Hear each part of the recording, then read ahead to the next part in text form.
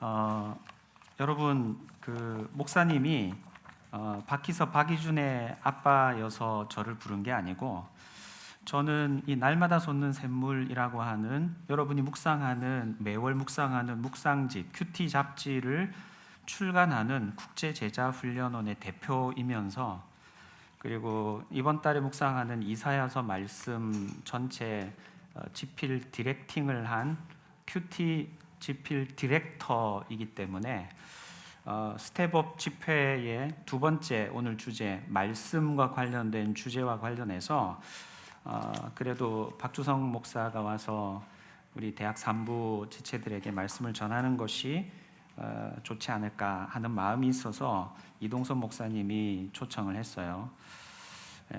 뭐 개인적인 관계로 오거나 이런 건 아닙니다.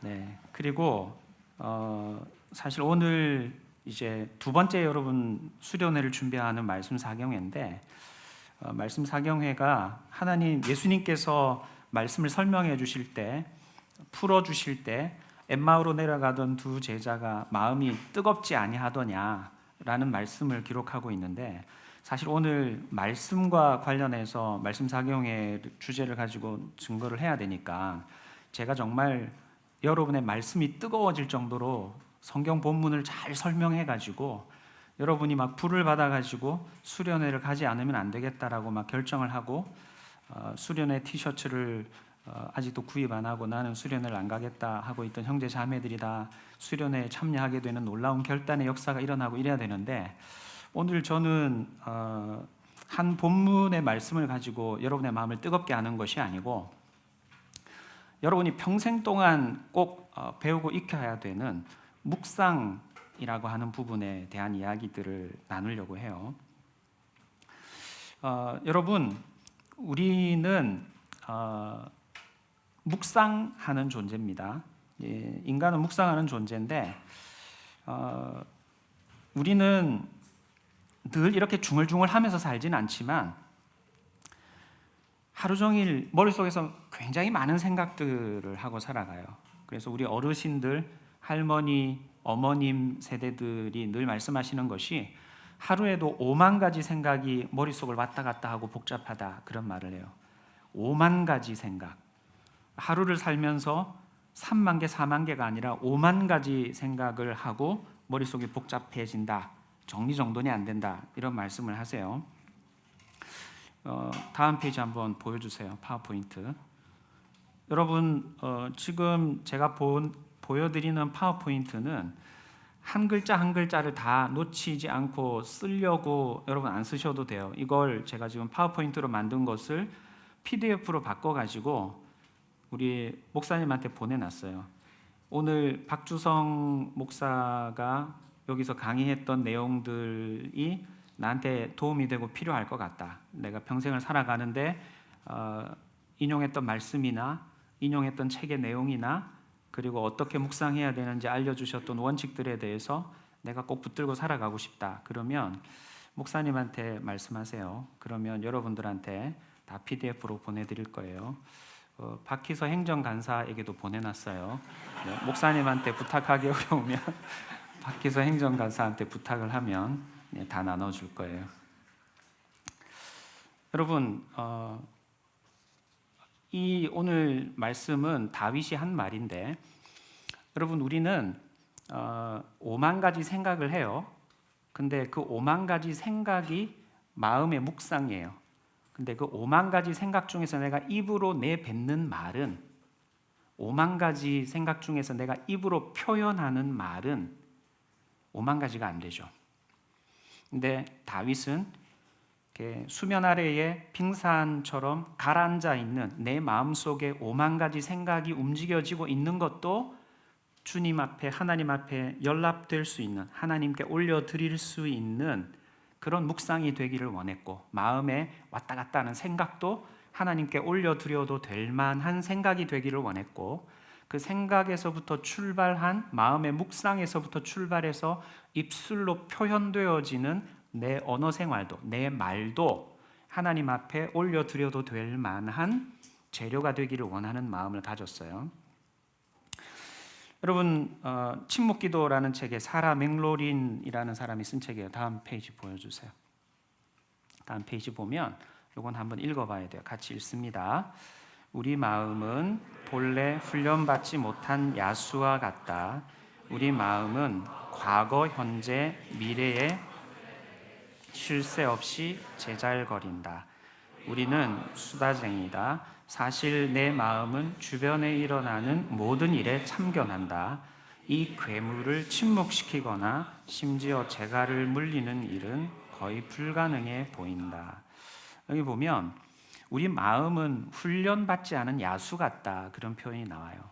그래서 우리 마음은 어디로 튈지 몰라요.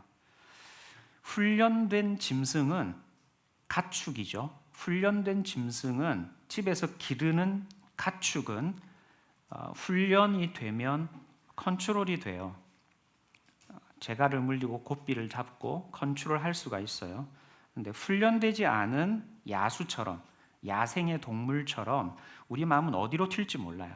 과거의 상처들, 한때 잘 나가던, 아빠가 사업 실패하기 전에 잘 나가던 때에 학교 다니면서 정말 멋진 옷을 입고 친구들한테 부러움을 샀던, 잘 나가던 과거에 대해서 내 훈련되지 않은 야수 같은 마음의 본성이, 생각이 계속 거기에 매여서 과거에 매여서 현실을 부정하는 삶을 살지도 몰라요.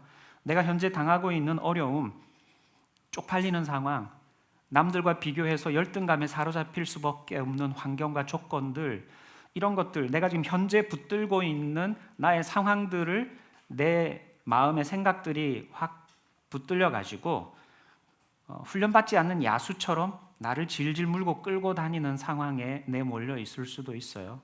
아니면 불안한 미래에 대해서 두려움과 염려와 걱정이 엄습해 오면서 훈련받지 않은 야수처럼 내 마음이 나를 물고 흔들어 버리는, 내 삶을 다 뒤흔들어 버리는 일들을 경험하게 될지 몰라요.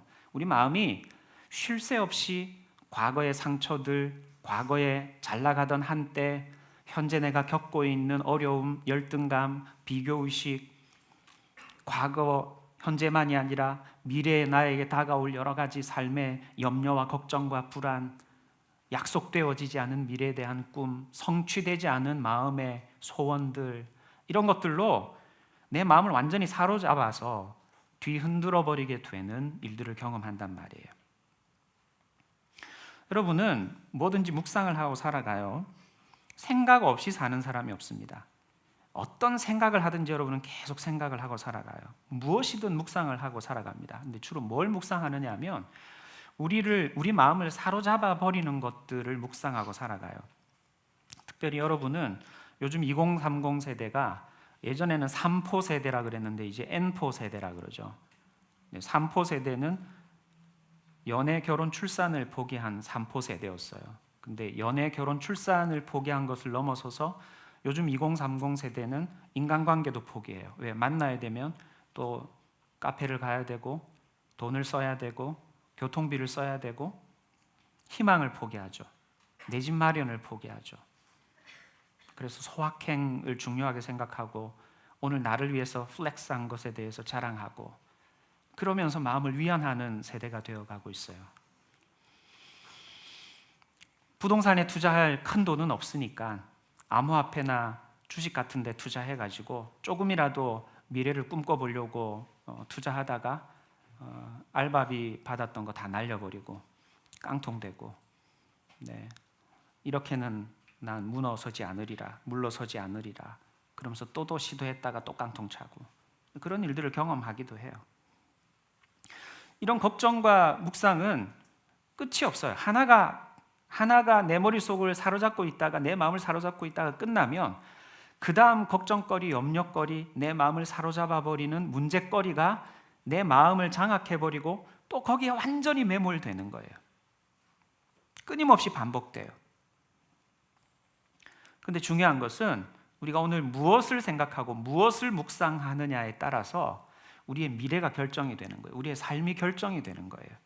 그래서 오늘 저는 우리 스텝업 말씀 사경회의 말씀과 관련되어진 주제와 관련해서 예수 사람 우리 대학 산부 공동체 지체들에게 말씀을 전해야 하는 기회가 주어졌을 때, 이제 오늘 지나고 나면 대학 산부에는 다시 못 올지도 몰라요, 제가. 네. 오늘이 제가 마지막 오는 메시지를 전하는 기회일지도 모른다 생각을 하고, 어떤 말씀을 나누어야 될까라는 고민을 하다가, 말씀과 관련된 주제에서 어떤 말씀을 나누어야 할까 생각을 하다가, 우리의 마음을 사로잡아 버리는, 훈련되지 않은 야수처럼 날뛰는 우리의 마음의 묵상의 재료, 생각의 재료들을 어떤 것으로 삼아가야 되는지, 어떻게 그런 재료들을 가지고 평생 묵상할 수 있는 하나님의 백성들, 예수 사람들이 될 수 있는지 나누려고 하는 거예요. 여러분, 이건 여러분들이 대학생의 신분으로 이 기간을 지나는 동안에 해야 될 가장 큰 일이 인생의 그릇을 키워가는 시간이잖아요. 여러분이 이제 직업인으로 일터 선교사로 어떤 영역에서 무언가 사회에 기여하고 생업을 유지해 갈 수 있는 사람으로 살아가기 위해서 그릇을 만들어가는 거예요. 이 대학 기간 동안에. 그것과 마찬가지로 여러분이 하나님의 백성으로서, 예수 사람으로서 하나님의 백성답게, 예수 사람답게 살아가는 그릇을 키워가는 데 있어서 묵상력, 묵상의 힘이라고 하는 것은 꼭 무장시켜야 할 주제예요. 근력, 무거운 걸 덤벨을 들어 올리는 근력을 키우듯이 묵상력, 묵상의 힘을, 묵상의 근육을 키우는 일은 여러분들에게 꼭 필요한 일이에요. 그래서 제가 함께 여러분하고 이 이야기를 나누려고 합니다. 그 다음 넘겨주세요. 묵상이 뭐냐? 이 묵상하다라고 하는 단어는 구약에만 나와요. 신약에는 묵상이라는 단어가 안 나와요. 신약에는 깊이 생각하다 이런 단어로 나오고, 히브리어에서 번역된 내용에만 묵상이라는 단어가 나오는데, 이 묵상이라는 단어는 히브리어로 두 가지 단어가 사용이 돼요. 하나는 하가라고 하는 동사가 사용이 되는데 구약에서 25번 쓰여요. 근데 이 동사는 묵상하다, 읊조리다, 깊이 생각하다 이런 뜻으로 번역이 됩니다. 한국어 성경에서는. 국어 사전에 보면 묵상한다는 말은 눈을 감고 말없이 마음속으로 생각한다, 말을 하지 않고 마음속으로 생각하는 걸 묵상한다 그래요. 우리가 기도할 때도 묵도함으로, 묵상기도 드림으로 예배를 시작하겠습니다. 그럴 때는 통성기도 하듯이 목소리를 내지 않고 침묵하면서 조용히 마음으로 기도를 하듯이, 이 묵이라는 말은 묵언, 묵상이라는 말은 말없이 생각을 하는 거예요. 읊조린다라는 말은 국어사전에 뜻을 음미하면서 낮은 목소리로 시를 읊는다 이렇게 정의가 되어 있어요. 그러니까 묵상한다는 말은 아주 말을 조용하게 낮은 소리로 중얼중얼거리면서 마음속으로 깊이 있게 어떤 단어에 대해서, 주제에 대해서, 사건에 대해서 깊이 있게 꼬리에 꼬리를 무르는 생각을 계속해 나가는 것, 그걸 묵상이다 이렇게 말하는 거예요. 다음 페이지. 하가라는 단어와 또 다른 단어가 하나 쓰이는데 시아흐라는 동사인데 21번 명사로 13번 사용되는 단어예요. 이 단어는 한글로 해석이 될 때, 한글 성경 해석될 때 낮은 소리로 되뇌이다, 반복해서 이야기하다, 작은 소리로 읊조리다, 중얼중얼 읊조리다, 생각하다 이렇게 번역이 되는 단어예요. 다음 페이지요.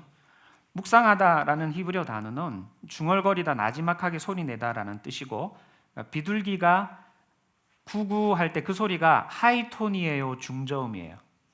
중저음이죠. 낮은 소리로, 사자가 먹이를 먹고 있는데 하이에나가 옆에서 왔다 갔다 하면 사자가 아주 먹이를 삼키듯이 포효를 합니까? 아니면 저리 안 가? 그리고 이렇게, 중저음이 잘 안 되네. 중저음으로 사자가 으르르릉 거리면서 야 저리 가, 건드리면 확 가 이렇게 말하듯이 사자가 낮은 중저음으로 으르르릉거리는 소리를 나타낼 때 사용되는 단어예요. 하나님의 말씀을 곰곰이 생각하는데, 말없이 머리로만 생각하는 게 아니라 낮은 소리로 중얼중얼 거리면서 하나님의 그 말씀에 대해서 묵상하는 거예요. 생각을 깊이 있게 해보는 거예요. 이게 묵상입니다. 여러분, 묵상은 성경을 이렇게 펼쳐가지고 성경을 읽고 난 다음에 탁 덮었어요. 딱 덮었는데 성경을 덮고 나니까 오늘 무슨 말씀을 읽었는지 하나도 생각이 안 나요. 하나도 생각이 안 나면 낮은 소리로 중얼중얼거리면서 오늘 읽었던 말씀을 묵상을 할 수가, 깊이 생각할 수가 있겠어요, 없겠어요? 깊이 생각할 수가 없어요. 하나님의 말씀이 우리의 마음속에 담겨 있어야 돼요. 하나님의 말씀이 우리 속에 담겨 있어야 돼. 내가 비트코인을 2개를 가지고 있어. 2개면 너무 많은가? 비트코인을 0.1개를 가지고 있어. 내가 비트코인을 0.1개를 가지고 있는데 비트코인이 오늘 오를 것인지 내릴 것인지에 대해서 주야로 묵상해요? 하루에 한 번만 묵상해요?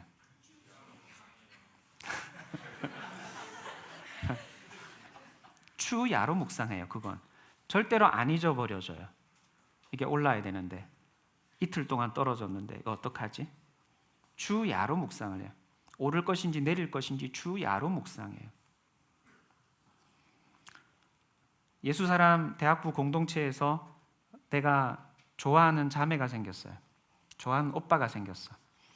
그러면 그 오빠가 오늘 집회에 왔는지 안 왔는지, 어디에 앉았는지, 오늘은 무슨 옷을 입었는지, 표정이 밝은지 어두운지 계속 묵상이 돼요. 신경이 쓰여요.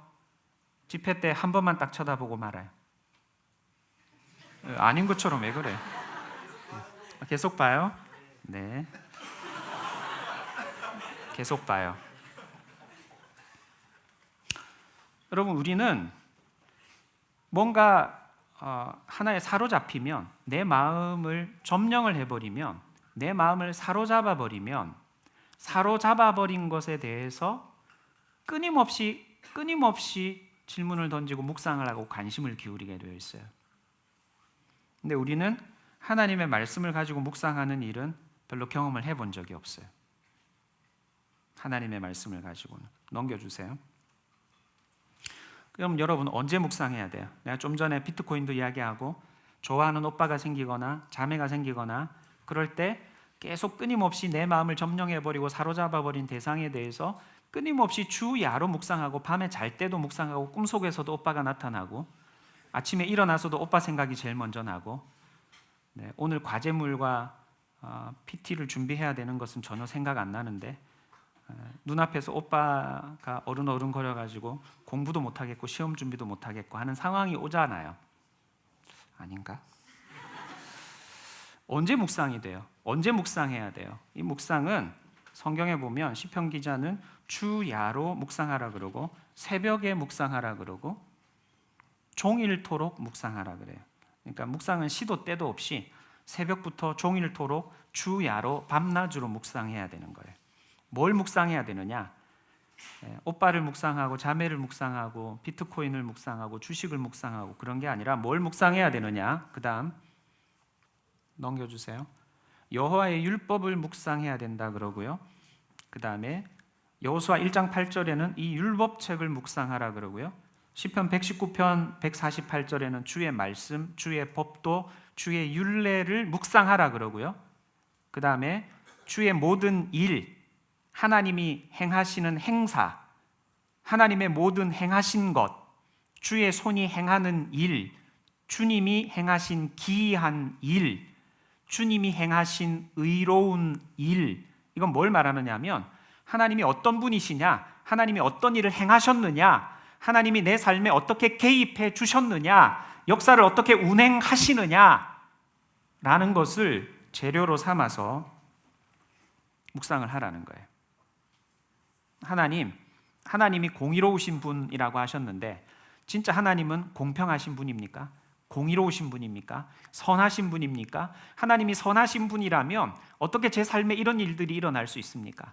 하나님이 선하신 분이라면, 공의로우신 분이라면 어떻게 세상은 이렇게 움직여가고 있습니까? 이렇게 움직이시는 분이 하나님이시라면 하나님 당신은 공의로우신 분이십니까? 라는 질문들을 끊임없이 묵상하고 던져보라는 거예요. 씨름해보라는 거예요.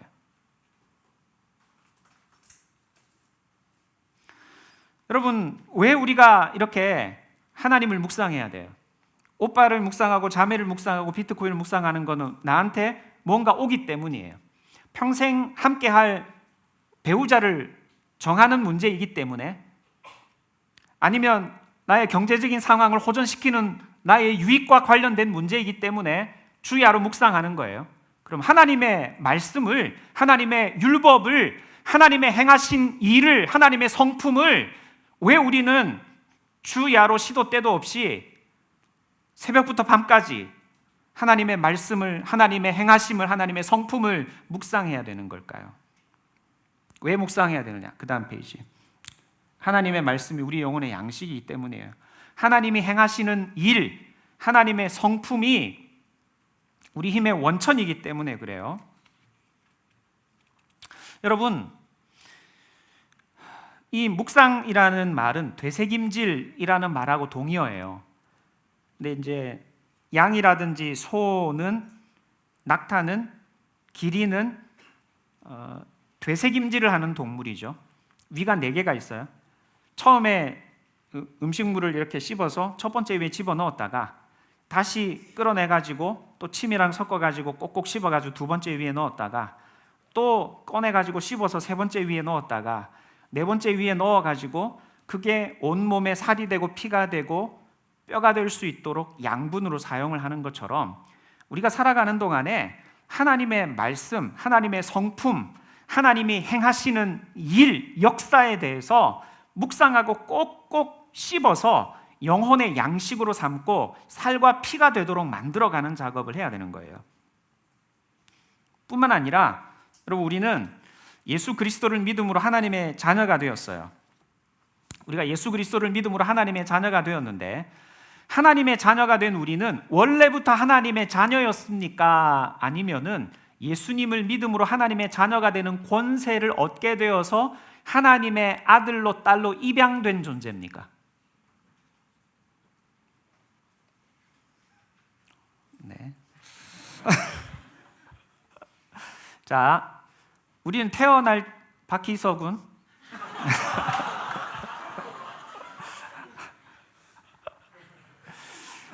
네.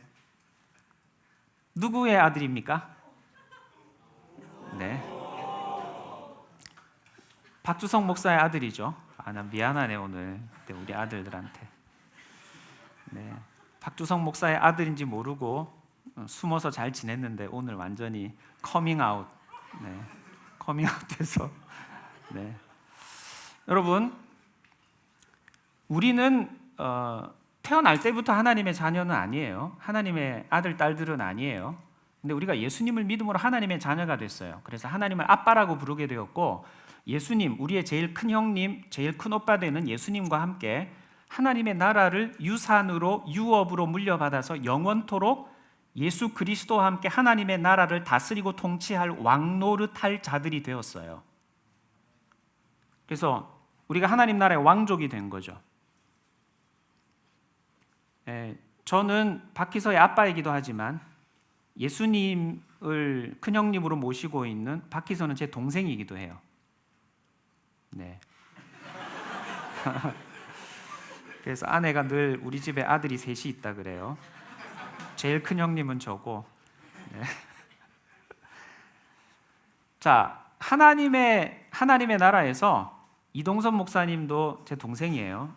이동선 목사님도 이제 모태신앙이지만 저보다는 늦게 이 세상에 태어났고 예수님을 저보다 늦게 모태신앙으로 믿었기 때문에 이동선 목사님도 제 동생이에요. 저도 예수님을 형님으로 모시고 있고 이동선 목사님도 예수님을 형님으로 모시고 있어요. 근데 우리가 왜 하나님의 말씀을 묵상을 해야 되느냐 하면 여기는 지금 두 가지가 있어요. 하나는 영의 양식이기 때문이고 우리 힘의 원천이기 때문이다 그랬는데, 또 하나 여기 기록되지 않은 우리가 묵상해야 될 이유 중에 한 가지는 우리가 다 예수님을 믿음으로 하나님의 자녀가 되어서 하나님이 아버지이신 가정의 형제 자매들이 됐단 말이에요. 내가 이제 입양이 돼서 어느 가정에 갔다라고 생각을 해봐요. 여러분이 이제 자라날 때 초등학교 때 부모님이 갑자기 돌아가시게 되는 바람에 작은 아버지 집에 입양이 됐다든지 아니면은 정말 아무도 모르는 분이신데 나를 자녀로 입양을 해주셔가지고 그 가정에 입양된 딸, 입양된 아들이 됐다 이렇게 생각을 해보세요.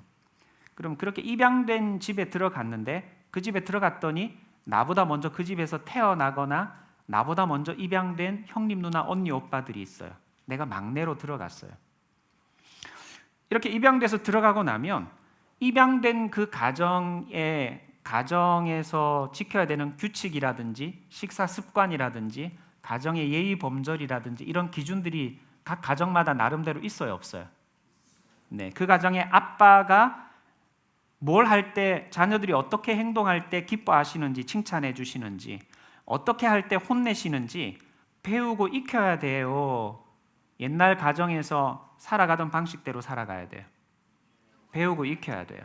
우리는 하나님의 자녀가 되었기 때문에 예수님이 맏형님이 되시는 동생들이 되었기 때문에 하나님이 아빠, 아버지가 되셨기 때문에 하나님이 아버지인 가정에 입양된 자녀로서 하나님이 아버지 되신 가정의 가풍, 원칙들을 배우고 익히고 그대로 따라 살아가는 삶의 법을 배워가야 될 존재들이에요. 왜? 아무런 조건 없이 나를 하나님의 나라를 유산으로 물려받아 영원토록 왕노를 탈 수 있는 왕족으로 하나님 나라의 왕자와 공주로 하나님이 나를 택하여 주시고 입양해 주셨기 때문이에요. 그렇기 때문에 우리는 예전 하나님의 가족에 입양되기 전에 세상에서 살아가던 삶의 방식대로 아무렇게나 아무런 음식이나 쓰레기 같은 음식을 쓰레기통을 뒤져가면서 먹으면서 살아가야 될 존재가 아니라 영의 양식을 먹으면서 하나님 아버지께서 기뻐하시는 삶을 선택하면서 살아나가야 되기 때문에 하나님의 말씀을 묵상해야 되는 거예요. 왜? 이 하나님의 말씀에 하나님이 뭘 기뻐하시는지, 하나님 아빠, 아버지 하나님께서 무엇을 싫어하시는지, 우리가 어떤 삶을 선택하고 나아갈 때 볼기짝을 때리시는지, 책망하셔서 바르게 하시고 의로 교육하시는지 하나님의 원리를 이 말씀 속에 담아두고 있기 때문에 그래요. 하나님이 어떻게 세상을 다스리시고 어떻게 하나님의 백성을 빚으셔서 하나님의 나라를 위해 사용하시는지를 하나님은 이 계시된 하나님의 말씀 속에 담아두고 계시기 때문에 우리가 하나님의 성품과 하나님의 행하시는 일에 대해서 이것을 재료로 삼아 묵상하면서 우리도 하나님이 빚어주시고 사용하시는 하나님 손에 들려진 능력의 도구가 되도록 일꾼이 되도록 소망하면서 살아나가야 되는 거예요. 그러면 어떻게 우리가 묵상을 할 수가 있는가? 이게 오늘 핵심이에요. 이제 지금 16분 남았는데 이게 핵심입니다. 어떻게 묵상해야 되는? 첫 번째, 사로잡혀야 돼요. 내가 관심 있는 오빠나 내가 관심 있는 내 마음을 사로잡아 버리는 자매가 생기고 나면 주야로 오빠를 묵상하게 되듯이 내가 경제적인 자유를 위해서 파이어족이 되기 위해서 내가 작지만 투자를 좀 해봐야 되겠다라는 생각으로 주식을 사거나 하게 되면 거기에 완전히 내 마음을 빼앗겨 버리고 그것이 완전히 나를 내 잔고를 탈탈 털어가지고 영끌을 해가지고 집어넣고 나면 내 모든 관심이 거기에 쏠리게 되고 그렇게 투자한 돈이 완전히 나를 사로잡아 버리기 때문에 주야로 묵상이 되는 거잖아요. 하지 말라 그래도 주야로 묵상이 되잖아요. 마찬가지로 하나님의 말씀이 나를 사로잡아야 돼요. 근데 하나님의 말씀이 나를 사로잡는다라는 것을 여러분은 경험을 해보지를 못했을 거예요. 이렇게 한번 생각을 해보세요. 여러분이 정말 어릴 때 주일학교를 다녔는데 어릴 때부터 부모님과 함께 가정 예배를 드리고 믿음 생활을 하고 지금까지 자라왔는데 별로 뭐 이렇게 막 그게 인상적이지는 않았는데 어느 순간 계속 어릴 때 주일학교 때 불렀던 찬송이 흥얼흥얼거려지는 경우가 있을 거예요. 어릴 때 정말 주일학교 때 배우고 난 다음에 불러보지도 않았던 찬양인데 어느 순간 입에서 흥얼흥얼거리면서 계속 반복해서 앞뒤로 다 기억도 안 나. 몇 마디만 흥얼흥얼 거려지는 경우가 있어요. 요즘 저는 흥얼흥얼 거려지는 게 질천의 기도 용사여 일어나 함께 가자. 이게 화장실 갔다 오면서 질천의 화장실 갔다 오다가 자꾸 질천, 아주 중독성이 있어요. 이런 거 말고 아주 어릴 때 불렀던 찬양인데 늘 뭐 처음부터 끝까지도 기억도 안 나. 근데 한 두세 마디가 계속 시험 준비하다가도 잠자리에 이불 깔고서 이제 잠자리에 누우려고 할 때 계속 흥얼흥얼 그려지는 찬송가의 몇 마디가 있을 수 있어요. 근데 정말 하나님 정말 전 너무 힘듭니다. 학식도 먹기가 힘들고 이제 편의점 음식도 정말 신물이 났습니다. 정말 이렇게 계속 살아가야 되는 겁니까? 라고 이제 정말 하나님 앞에 눈물 흘리고 기도하고 있는데 하나님께서 정말 수련회 때에 주셨던 내가 은혜 받았던 말씀을 내 마음속에 딱 생각나게 하시면서 그 한 구절의 말씀이 계속 마음을 맴돌고 잊혀지지 않고 그걸 붙들게 되는 경험을 할지도 몰라요. 요거는 맛을 보면 맛을 아는 샘표 간장이기 때문에 경험을 해봐야 돼요. 경험을 해봐야 돼. 말씀에 사로잡힌다. 하나님의 찬양에 사로잡힌다. 그 찬양이 내 마음을 점령했다. 나를 사로잡아 버렸다. 하나님의 한 말씀의 구절이 나를 점령했다. 나를 사로잡아 버렸다. 라는 것은 맛을 보면 맛을 아는 샘표 간장 샘표 간장 이기 때문에 맛을 봐야 돼요. 맛을 봐야 아는 것이기 때문에 이건 뭐 제가 더 이상 어떻게 설명할 수는 없어요. 근데 하나님이 그렇게 내 마음을 사로잡아 버리고 내 마음을 점령해 버리고 내 생각에서 떠나지 않게 하셔서 계속 그 말씀을 붙들고 씨름하게 하시는 말씀이 있으면 하나님 정말 하나님은 모든 것이 합력하여 선을 이루시는 분이시군요. 그래서 하나님께서 이 약속의 말씀을 주신 것이군요.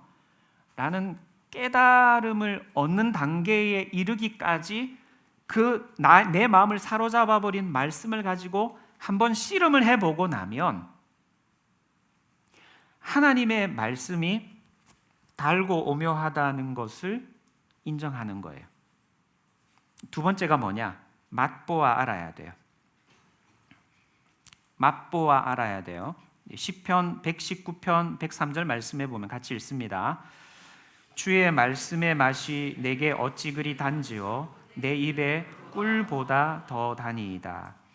여러분, 하나님의 말씀이 나를 사로잡아서 내가 하나님의 말씀에 사로잡혀서 그 말씀을 깊이 있게 계속 낮은 소리로 읊조리면서 중얼중얼거리면서 하나님 이게 무슨 뜻이에요?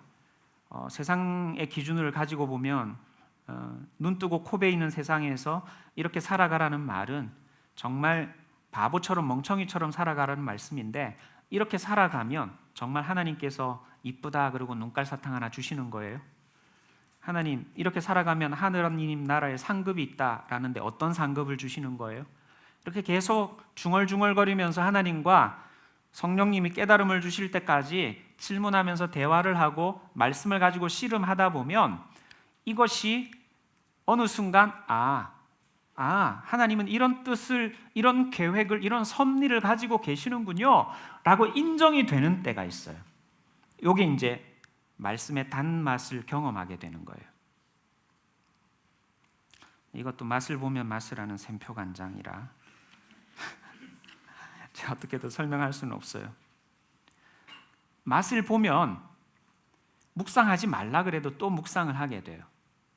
하나님의 말씀의 맛을 보고 나면 하나님의 말씀을 묵상하는 그 깨달음이 내게 찾아오고 나면 세상의 그 어떤 것보다도 비교할 수 없을 만큼 마음에 기쁨이 생기고 엔돌핀이 솟아나고 정말 내가 세상 그 어떤 것으로도 채울 수 없는 영혼의 기쁨과 만족이라는 것을 얻게 되는구나 라는 것을 경험하게 되는 거예요.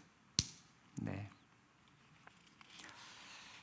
이거 잘 설명을 어떻게 다 할 수가 없네. 참 좋은데 뭐라고 어떻게 다 더 이상 말로 설명을 할 수는 없네. 여러분, 세 번째예요. 세 번째는 사랑해야 돼요. 시편 기자가 내가 사랑하는 주의 계명이라고 말을 하고 주의 법을 어찌 그리 사랑하는지요 라고 말을 해요. 우리는 주님을 사랑해야 돼요. 억만 죄악 가운데서 죽을 수밖에 없었던 나를 예수 그리스도의 대속의 보혈의 은혜로 구원하여 주셔서 하나님을 아빠라고 부를 수 있는 하나님의 아들, 딸이 되게 해주신 그 은혜에 대해 감격하고 하나님 아버지를 사랑하는 마음을 가져야 돼요. 절도 없이, 누울 자리도 없이 초등학교 때 부모님을 잃어버리고 하루 한 끼 해결하기도 어려운 나를 양녀로 양아들로 맞아준 양아버지를 너무나 감사하는 마음으로 사랑하는 마음을 품어야 돼요. 그 사랑하는 아버지를 어떻게 하면 조금이라도 더 기쁘시게 해드릴까 하는 마음이 내 마음속에서 끌어올라야 돼요. 그러면 하나님이 기뻐하는 일이 무엇인지 하나님의 계시를 펼쳐서 보게 돼 있어요. 아, 하나님이 이걸 기뻐하시는구나. 나를 받아준 아빠를 기쁘시게 오늘 내가 하며 살아봐야 되겠다 라는 마음을 갖게 되는 거예요.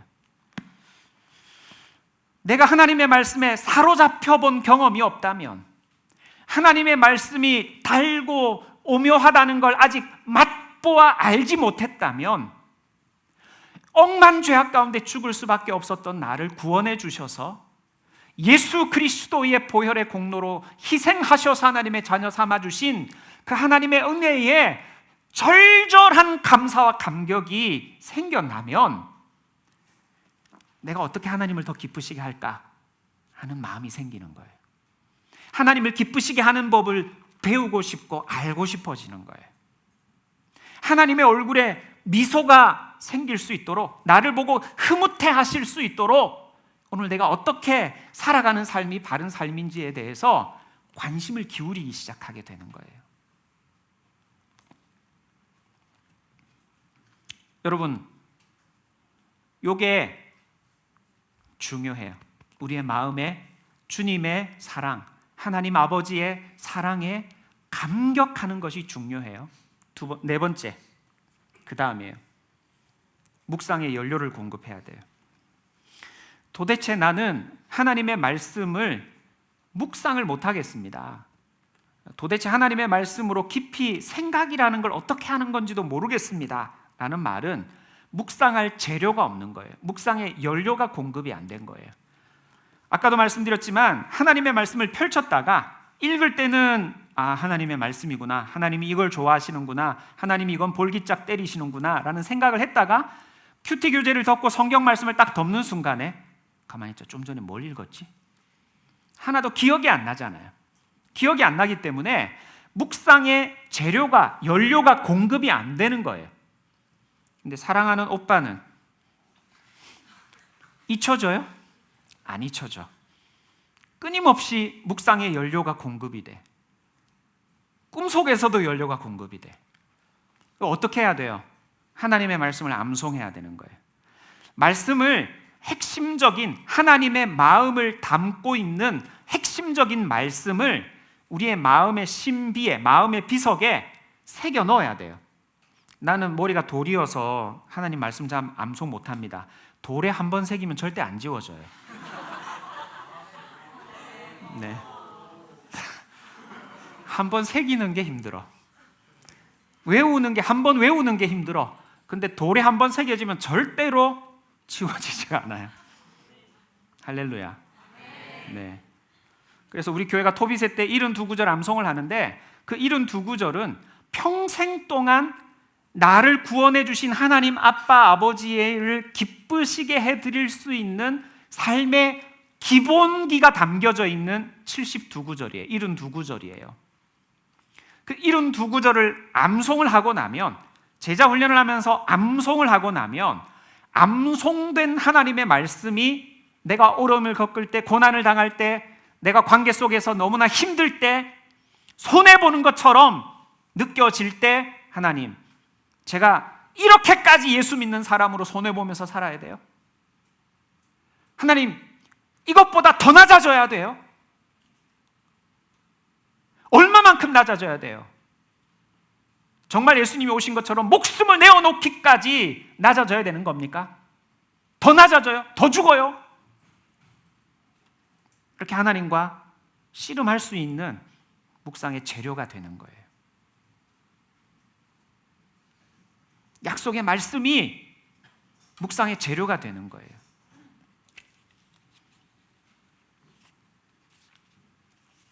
묵상하는 그리스도인이 되어야 돼요. 그 다음 페이지. 여러분, 여호수아 1장 8절 말씀에 같이 읽습니다. 시작. 이 율법책을 내 입에서 떠나지 말게 하며 추야로 그것을 묵상하여 그 안에 기록된 대로 다 지켜 행하라. 그리하면 내 길이 평탄하게 될 것이며 내가 형통하리라. 자, 보세요. 이 율법책을, 하나님의 말씀을 내 입에서 떠나지 말게 하라 그러죠. 하나님의 말씀을 우리 입에서 떠나지 않게 하는 방법이 뭐예요? 펼쳐서 계속 읽으면 돼요. 근데 덮었어. 성경을 덮었는데도 내 입에서 하나님의 말씀이, 율법책의 말씀이 떠나지 않으려면, 낮은 소리로 중얼중얼 읊조리려면 어떻게 해야 돼요? 암송해야 돼요. 내 마음에 새겨넣어야 돼요.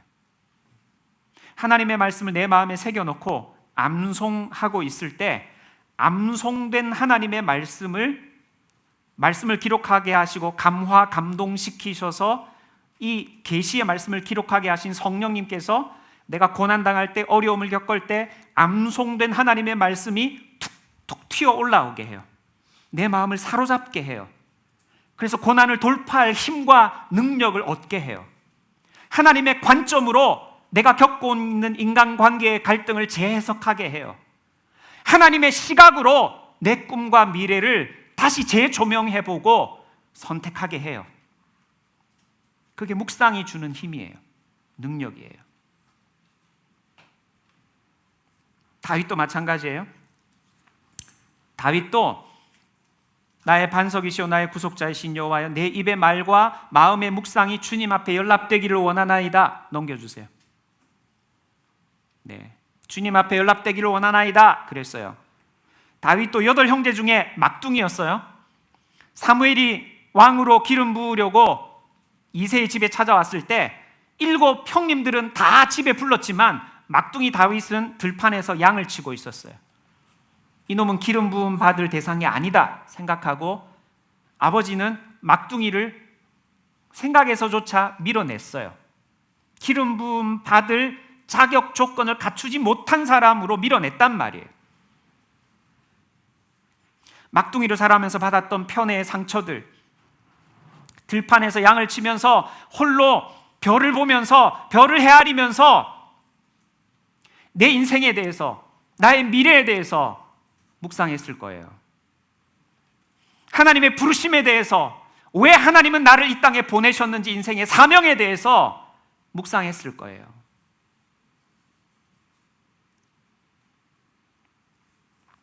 뿐만 아니라 여호수아는 주전 1380년에 죽었어요. 주전 1380년에. 다윗은 주전 970년에 죽었어요. 우리는 지금 2024년을 살고 있어요. 추후 예수님이 오신 이후에도 하나님의 말씀에 사로잡혀서, 하나님이 허락하신 한 구절의 말씀에 사로잡혀서 하나님께서 주신 인생의 사명을 올곧게 이루어 드렸던 하나님의 일꾼들이 있어요. 한 말씀의 사람들이 있어요. 많은 말씀이 아니에요. 다음 페이지 보세요. 조지 뮬러, 고아들의 아버지예요. 영국에서 고아들을 위해서 고아원을 지으려고 할 때 조지 뮬러가 고아원을 세우려고 하니까 친구가, 야, 고아원을 세우는 놈이 돈도 없으면서 어떻게 고아원을 세우겠다고 그러느냐, 라고 핀잔을 줬어요. 그럴 때 이 조지 뮬러는 1835년에 고아원을 세웠는데 1727년에 프랑케라는 분이 돈이 없었는데도 하나님께서 은혜를 주셔서 고아원을 세우게 하셨던 것처럼 내게도 고아원을 세우게 하실 재정도, 모든 물질들도 공급해 주실 것이다 그랬어요. 그러면서 한 구절, 시편 81편 10절 말씀을 붙들었어요. 내 입을 크게 열라 내가 채우리라 라는 이 말씀을 붙들었어요. 이 한 구절의 말씀을 붙들고 고아들의 아버지가 된 거예요. 마르틴 루터 종교개혁을 이루었어요. 로마서 1장 17절 말씀, 오직 의인은 믿음으로 말미암아 살리라 라는 이 한 구절의 말씀을 가지고 종교개혁을 이루었어요. 이 말씀을 끊임없이 묵상했어요. 이 말씀이 그의 인생을 사로잡았어요. 윌리엄 윌버포스, 노예 제도를 폐지한, 영국에서 노예 제도를 폐지하는 입법을 했던 사람이에요. 노예 무역을 금지하는 법을 입법했던 사람이에요. 입법하는데 30년이 걸렸고 입법하고 나서 노예가 해방이 되는 데까지 또 30년이 걸렸어요. 그 오랜 기간 그를 붙들었던 한 구절의 말씀, 갈라디아서 6장 9절의 말씀이에요. 우리가 선을 행하되 낙심하지 말지니 포기하지 아니하면 때가 이름에 거두리라 라는 이 한 구절의 말씀에 사로잡혀서 이 말씀이 그의 마음을 온통 사로잡고 점령해버려서 그가 하나님이 주신 소명을 이룰 수 있는 일꾼으로 헌신하게 됐단 말이에요. 더 많아요. 넘기세요. 본 해퍼 넘기세요. 마르틴 루터 킹 넘기세요. C.S. 루이스. 나중에 이동선 목사님한테도 물어보세요. 목사님의 인생을 바꾼 한 구절의 말씀은 무엇입니까? 목사님의 인생을 바꾼 한 구절도 있어요. 여러분, 이 묵상은 한 사람의 인생을 변화시켜요. 그리고 묵상은 무한 레벨이에요. 그 다음 페이지 보세요. 오늘 제목이 묵상의 무한 레벨을 누리며 살아가라, 경험하라 라는 말씀이에요. 하나님의 말씀을 이 말씀이 그런 뜻이구나 라는 걸 깨달아요. 한 번 깨닫고 나면 그 말씀에 대해서 내가 100% 다 이해할 수 있을까요? 없어요. 내년에 또 성경 구절을 읽다 보면 이 말씀이 그런 뜻이었어? 라는 걸 또 깨닫게 돼요. 우리가 인생의 경륜이 더해가고 경험이 더해가고 고난을 통해서 다듬어지고 빚어지고 연단이 되면 인생을 해석하는 눈이 수준이 높아지기 시작하면 하나님의 말씀을 내가 다 이해했다, 깨달았다 라고 생각했는데 또 2년, 3년 지난 이후에 그 말씀을 또 듣게 되면 또 그 말씀에 부딪히게 되면 그전에는 알지 못했던 깊이를 깨닫게 되는 거예요. 하나님의 말씀은 깊고 오묘하고 달고 오묘하구나라는 걸 또 깨닫게 되는 거예요. 일평생 살아가는 동안에 나는 하나님의 말씀에 대해서 다 이해했다고 말할 수 있는 사람 아무도 없어요. 우리 대학 3부 예수 사람이 이번 여름 수양회를 통해서 여러분의 인생을 사로잡을 수 있는 한 구절의 말씀을 얻게 되기를 바랍니다. 여러분의 인생을 바꾸어 놓을 수 있는 한 구절의 말씀, 약속의 말씀, 사명의 말씀을 얻게 되기를 바랍니다. 그 다음 72구절 암송하세요. 이걸 꼭 암송해야 돼. 네. 주 말씀 내 발의 등이요 길의 빛이라 늘 말씀하시는데 이걸 꼭 외워야 돼. 외우세요. 좋은 말 할 때 외우세요. 네. 여러분의 인생이 복되기 위해서 하나님 아빠를 기쁘시게 해드리는 하나님의 자녀가 되기 위해서 하나님이 여러분을 다듬고 빚어서 하나님이 맡기시고자 하시는 여러분이 아니면 안 되는 사명을 온전히 이루는 사명자가 되기 위해서 하나님의 마음을 깨달아 알기 위해서 여러분의 인생을 향하여 품고 계시는 계획과 뜻과 섭리를 발견하기 위해서 하나님의 말씀을 묵상의 재료로 여러분의 마음에 담아야 돼요.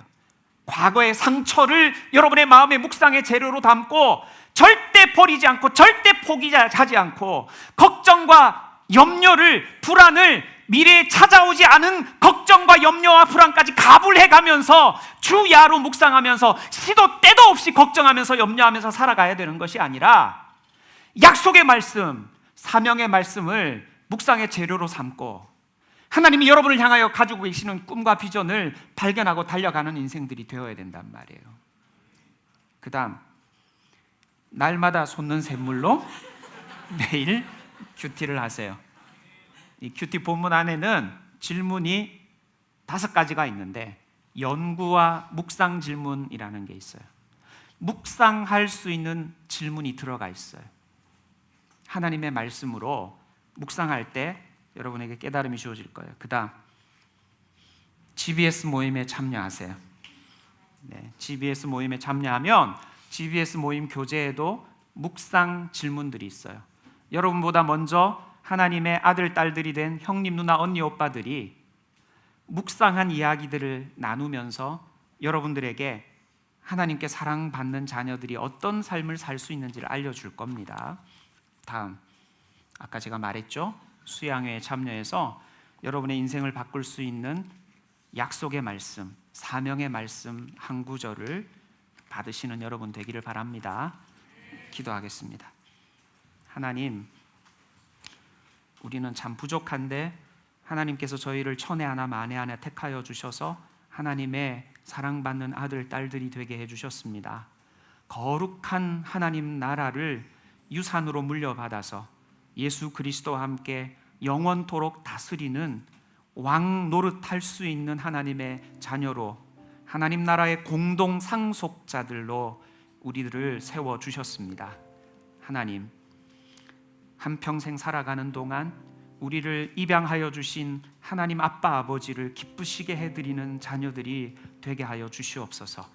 계시된 하나님의 말씀을 통해서 우리의 삶에 어떤 원리들을 접목하기 원하시는지, 한 번뿐인 인생을 살아가면서 왜 하나님은 부족하고 연약하지만 남들에 비해서 열등감에 사로잡힐 수밖에 없는 환경과 조건 속에 살아가고 있지만 나를 지명하여 불러내셨는지, 부족한 나를 거룩한 하나님 나라를 유산으로 물려받아, 유업으로 물려받아 영원토록 다스리고 통치하는 왕노릇할 자로 세워주셨는지, 교육계에서, 문화계에서, 경제계에서, 정치계에서 왕노릇할 자로 다스리고 정복하도록 사명을 허락해 주셨는지 분명하게 깨달아 아는 자들이 되게 하여 주시옵소서.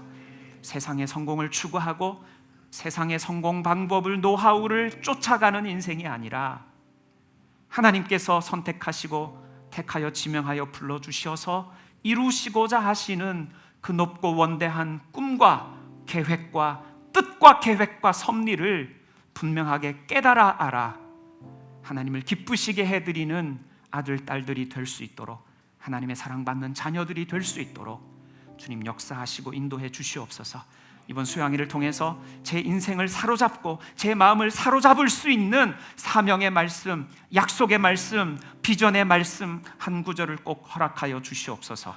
GBS로 모일 때마다, 날마다 솟는 샘물로 묵상할 때마다 72구절의 묵상의 재료, 암송의 재료들을 내 마음속에 꾹꾹 눌러 담아 새겨 넣을 때마다 하나님 역사하여 주셔서 말씀이 나를 움직여가며 내 힘과 능력의 근원이 되는 놀라운 은혜와 능력의 역사를 경험하며 누리며 사는 저희들 될 수 있도록 인도해 주옵소서.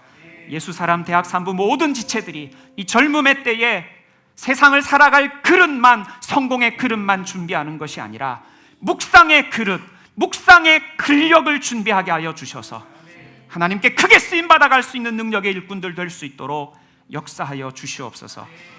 예수님의 이름으로 기도합니다. 아멘.